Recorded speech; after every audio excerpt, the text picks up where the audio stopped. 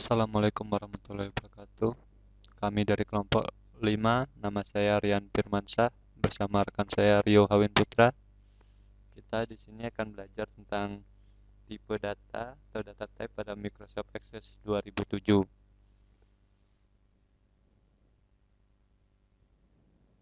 Pertama kita masuk dulu ke Microsoft Access-nya. Kemudian klik Blank Database. Di sini ada pilihan untuk mengedit database-nya itu. Kita bisa bebas membuat apa aja, misalnya data siswa.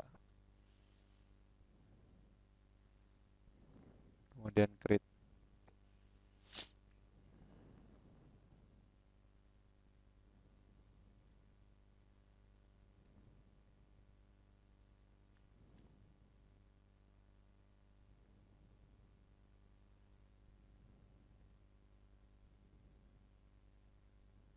Kemudian kita masuk ke create, lalu table design.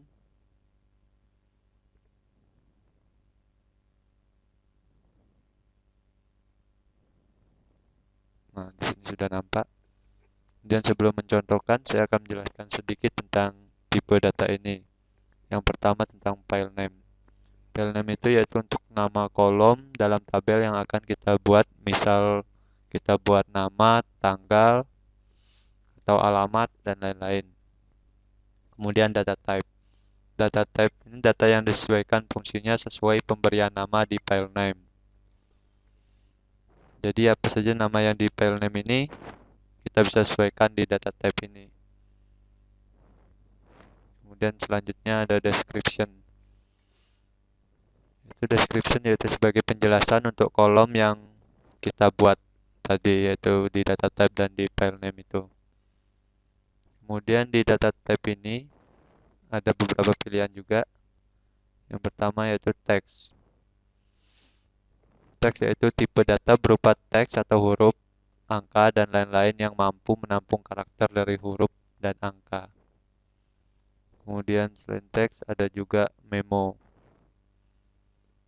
Memo yaitu tipe data yang hampir sama dengan teks, tapi karakter yang ditampung lebih banyak atau sangat banyak. Kemudian selanjutnya number. Number yaitu tipe data untuk angka saja. Kemudian yang selanjutnya data at time.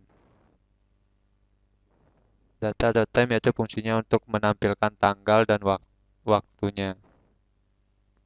Pada data time ada currency. Currency hampir sama dengan number tapi digunakan untuk format mata uang. Kemudian ada auto number, yaitu berfungsi untuk mengurutkan data dan angka tersebut, dan auto number ini tidak bisa diedit. Kemudian ada yes atau no. Yes atau no yaitu tipe data untuk sebuah logika ya dan tidak. Kemudian ada oleh objek. Oleh objek fungsinya untuk menampung gambar atau objek. Ukurannya sekitar 128 MB. Kemudian ada hyperlink. Hyperlink yaitu untuk menampilkan alamat hyperlink itu. Kemudian setelah itu ada attachment. Attachment digunakan untuk menampung dan menyimpan lampiran seperti dalam email, dan semua tipe data bisa ditampung di sini. Kemudian ada lookup widget. Lookup widget untuk menampilkan data dari tabel atau rekaman lainnya. Langsung saja mungkin kita contohkan. Misalnya contohnya kita akan membuat data siswa di salah satu instansi sekolah. Misalnya pada file name kita bisa buat tulis nama, kemudian pada data type-nya kita rubah ke teks.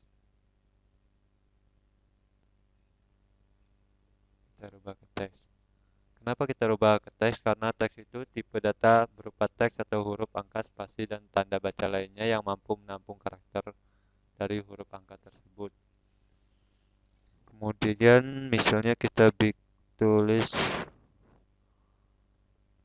umur.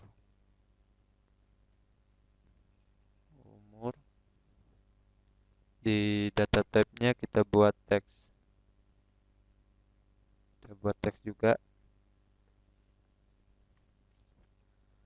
Kemudian di misalnya kita buat tahun masuknya.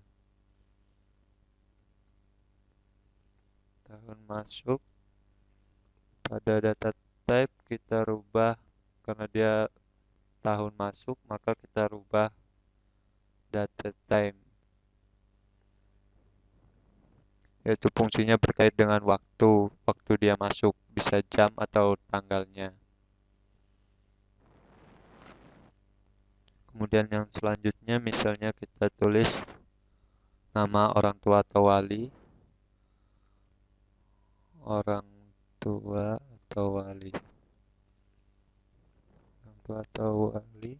Pada data type-nya kita bisa rubah menjadi teks. Kemudian kita bikin alamat. Alamat di data type-nya kita buat teks juga. Kemudian kita bisa menambah email. Misalnya email di data type-nya kita buat menjadi hyperlink.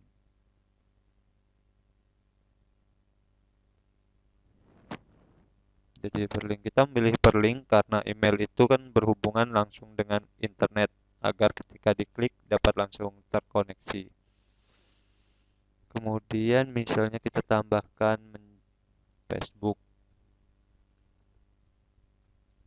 Facebook di data type-nya kita juga bikin hyperlink.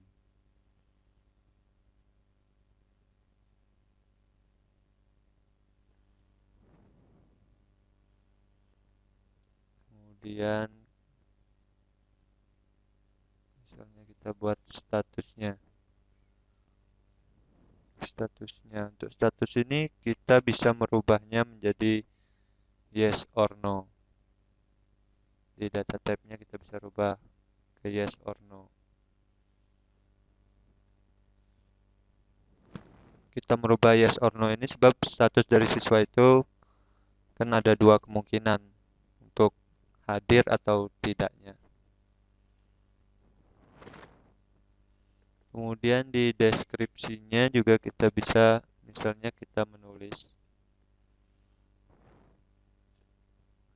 siswa tersebut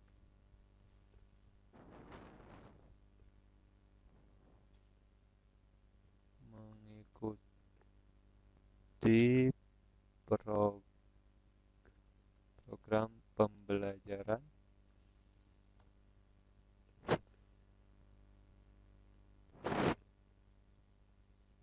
pada semester yang bersangkutan.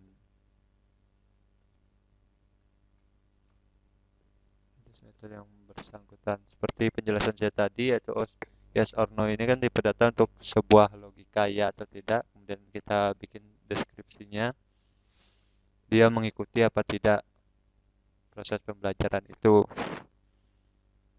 Kemudian yang selanjutnya pada file name kita bisa buat misalnya indeks prestasinya. Indeks prestasi. Kemudian di data type kita rubah menjadi number.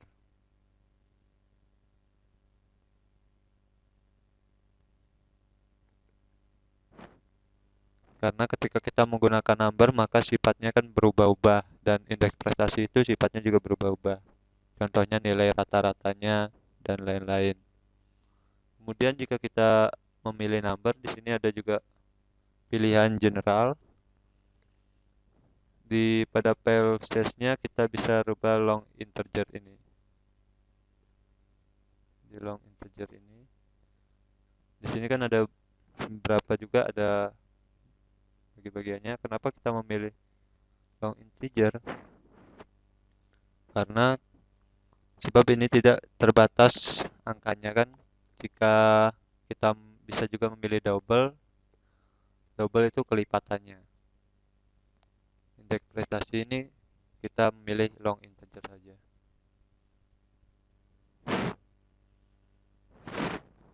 Kemudian misalnya kita buat subsidi.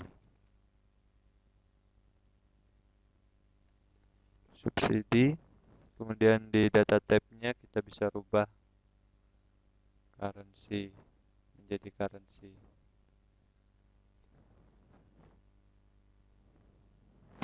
Karena subsidi ini kan langsung nominalnya angka dan currency ini berkaitan dengan nominal rupiah atau jumlah mata uang. Kemudian yang selanjutnya kita bisa buat catatan, mungkin catatan. Kemudian pada data type-nya kita bisa membuat memo, merubahnya menjadi memo.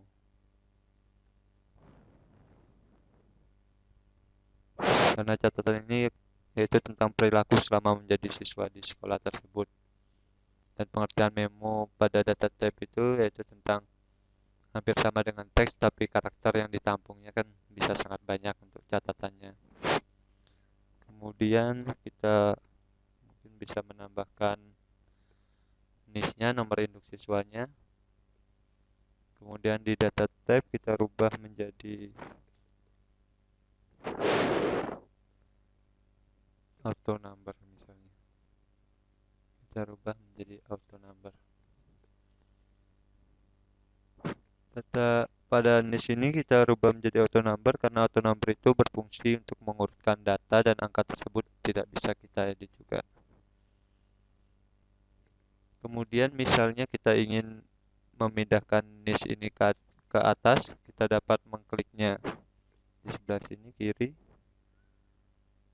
Lalu kita bisa seret ke atas. Misalnya kita mau taruh di bawah nama ini juga bisa.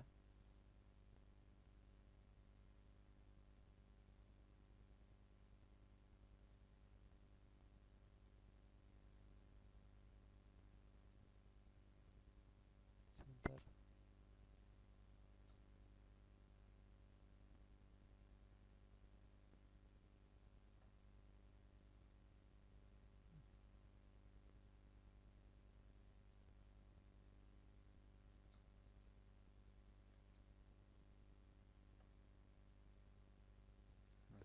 Seperti itu.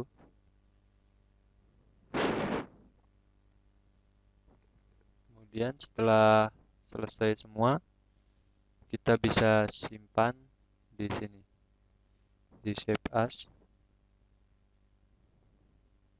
Lalu kita bisa rubah nama tabel itu, misalnya kita tulis data siswa.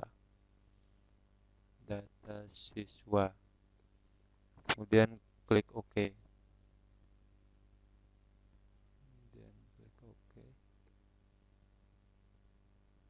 Nah, di sini ada tulisan primary key kan? Primary key ini berfungsi untuk mencari data, misalnya NIS itu kita gunakan sebagai primary key kan, seperti tadi. Seperti ini NIS-nya. Ini kita pakai sebagai primary key. Yaitu biar kita nggak bingung.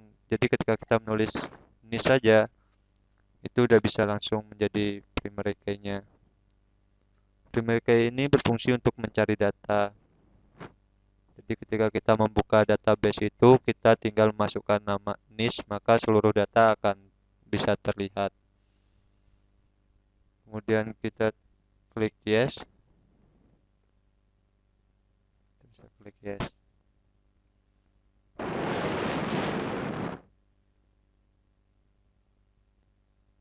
Nah,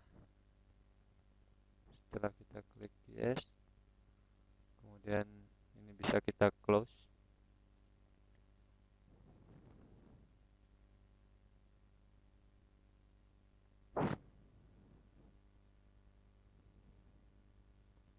Setelah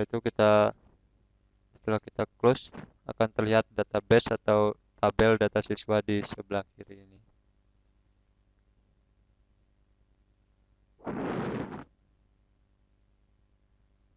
Mungkin bisa mengkliknya juga data siswa ini. Maka selesai lah untuk pembuatan database ini. Kita bisa lihat akan muncul seperti ini datanya, nama, NIS, umur, tahun masuk, orang tua, alamat. Kemudian kita bisa mengisinya langsung. Mungkin itu saja dulu dari saya. Saya akhiri. Terima kasih. Wassalamualaikum warahmatullahi wabarakatuh.